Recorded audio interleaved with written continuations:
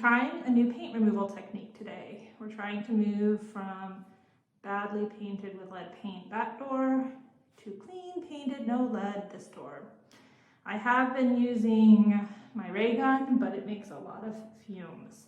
So today I'm starting to try a new product called Peel Away. I've tried Paint Stripper before. I did not like it, but the Old House Facebook group that we're a part of highly recommends this particular product.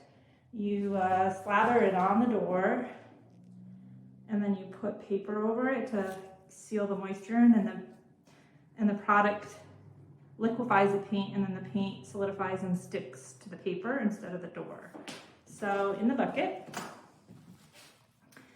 I got a little trowel to scoop the paint remover onto the door with. This is the wax paper that we're going to be using to apply to the door once the product is applied.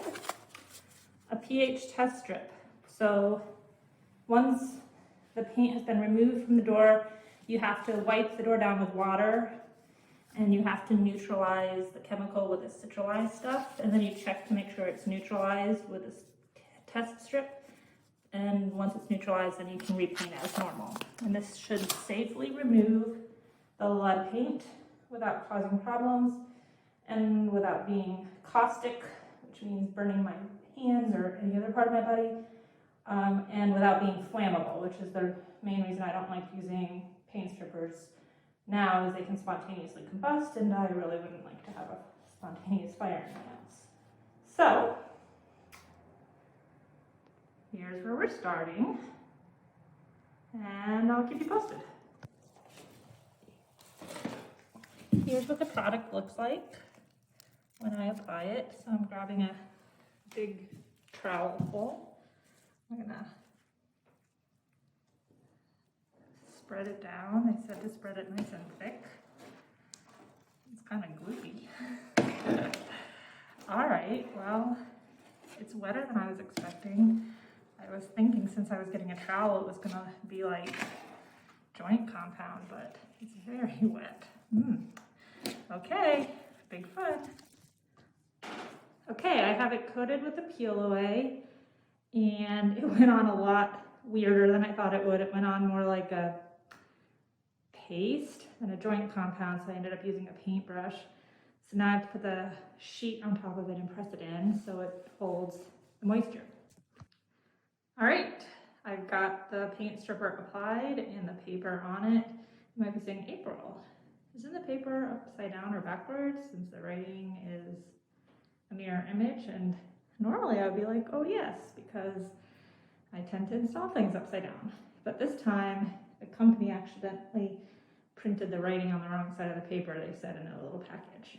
So we'll see how this works. It's supposed to sit there for 24 hours maximum. I might check it in the morning, we'll see. And then it's supposed to just peel the paint off when the paper comes off. You were supposed to get all the air bubbles out, which I did pretty much, which caused a couple little tears at the bottom, so I patched it. So we'll see how that works. It used a lot of paper. I don't have that much left, and I have a lot of the compound left. So I'm going to have more compound than I have paper.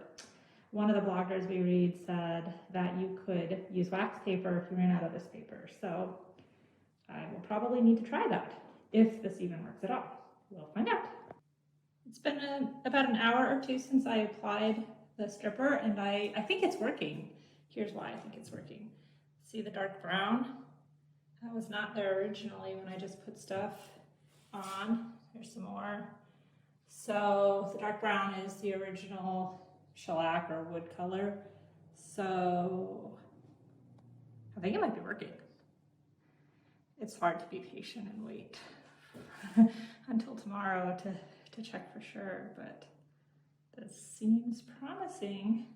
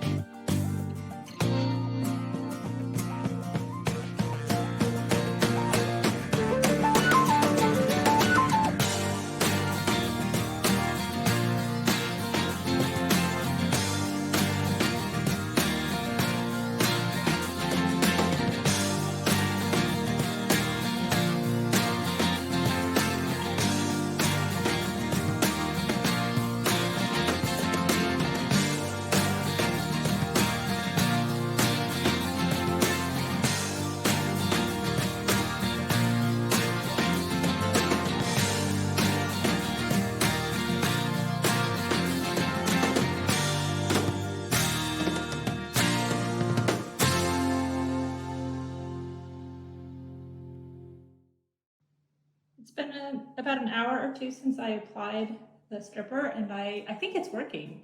Here's why I think it's working. See the dark brown? That was not there originally when I just put stuff on. Here's some more. So the dark brown is the original shellac or wood color.